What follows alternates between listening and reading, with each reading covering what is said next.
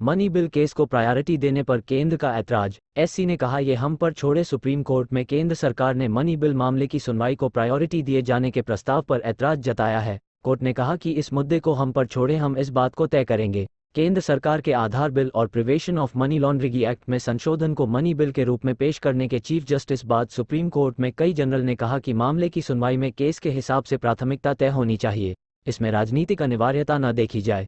7 जजों के पास कुल 6 केस पेंडिंग हैं और मनी बिल केस का नंबर 5वां है।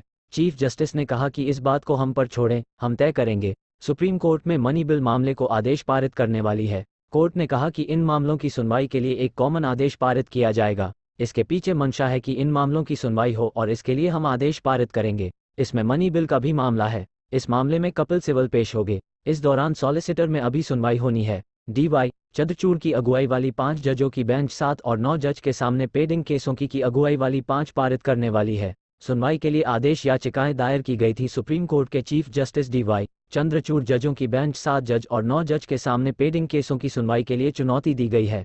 इसमें आधार मामला और इलेक्टोरल बॉन्ड का केस शामिल है। मनी बिल राज्यसभा में पेश नहीं होता है।